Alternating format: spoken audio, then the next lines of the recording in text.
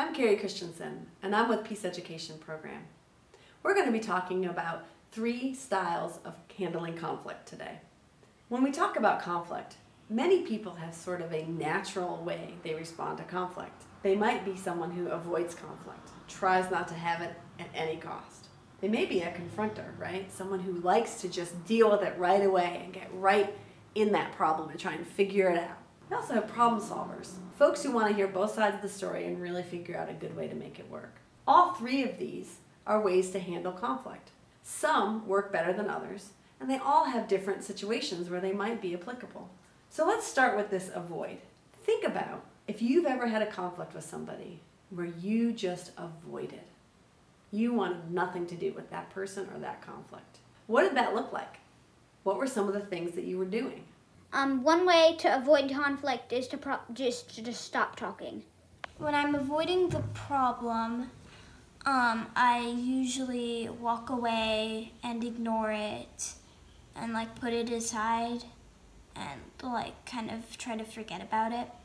When we avoid conflict, sometimes all it means is we're ignoring it. Another thing a lot of people do who are conflict avoiders is they act like it's okay. You ever had a friend, what's wrong? Nothing, right? Doesn't matter how many times you ask, doesn't matter how sure you are they're mad at you, that every time you ask they say, everything's fine. That's a way to avoid conflict, to not talk about it. Another way that people avoid is sometimes they actually walk away or remove themselves from the situation. Lots of reasons why we might do that. So think about some of those ways you avoid conflict. I have somebody I know who stays really busy, right? If you're busy, you don't have time to handle it. So if you think about all of those are ways to avoid when a problem or an argument happens. The opposite of that is confronting.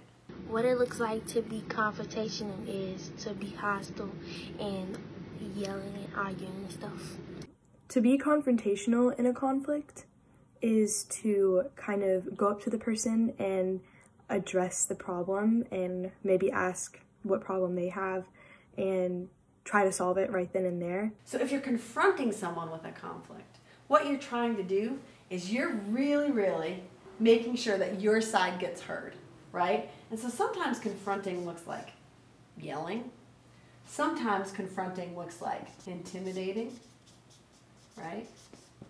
Sometimes confronting is getting in their space. So when you're confronting, you're really facing it head on, bringing it up. You're saying what's happening and why it's making you mad. Now, this third choice is the middle ground, right? It's problem solving. One of the strategies to problem solve is to have the other person tell me what they feel and not me trying to blow up and try to tell everyone what I feel. To work it out with the other person, try to make an agreement on something that we don't have. You might be doing things like asking questions. You might be doing things like talking it out. You might be doing something like offering an apology, right? If that's what's needed. So there's all these different styles and all these different ways that you might show these. Now the best way, I think, to think about this is that these 3 styles all live within all of us, right? We all have a little bit of an avoider, a little bit of a confronter, and a little bit of a problem solver. And if we're going to get better at conflict resolution, we want to make this part stronger. We want to make sure we've got more and more options for problem solving. There is another way to talk about this. There are 3 other words that I find really helpful. You might say that instead of avoiding a conflict, you handle conflict in a way that is passive. You might say that instead of confronting, you handle conflict in a way that is aggressive. For problem solving, a word that some people find easier to relate to is that you're being assertive. Now, I really like to think about it this way. If you are being passive in a conflict, it means that your needs in the conflict don't matter. You're letting that other person get whatever they need in order for the conflict to just go away. That's being passive. If you're being aggressive, your needs take priority, and you are acting as though your side of the problem is the only thing that matters. You don't care whether they get what they need. All you want is what you need. Now, being assertive means that you're being respectful of the other person. You're trying to get what you need, but you also want them to get what they need, right? That's a true resolution. You're trying to assert your needs, and you're also being respectful of their needs. So that's a tricky one. That one takes practice. So what I want you to do is think about this. Can you think of any situations where being passive or avoiding a conflict might be the right choice?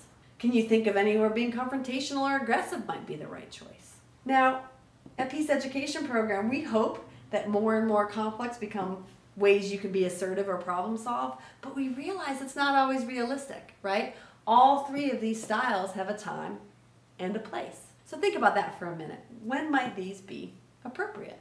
It's a good idea to be confrontational with someone when the argument is affecting your everyday life. Like if it's with someone you live with, it's like you can't just be mad all the time. You have to confront the argument and you have to work it out just to be able to coexist with each other.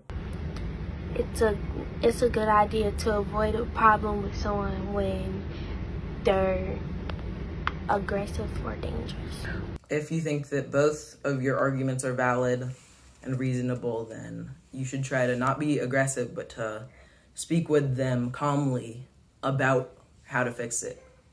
So when I look, one of the things I think about with being avoidant or being passive is that sometimes we might need to do this for our own safety.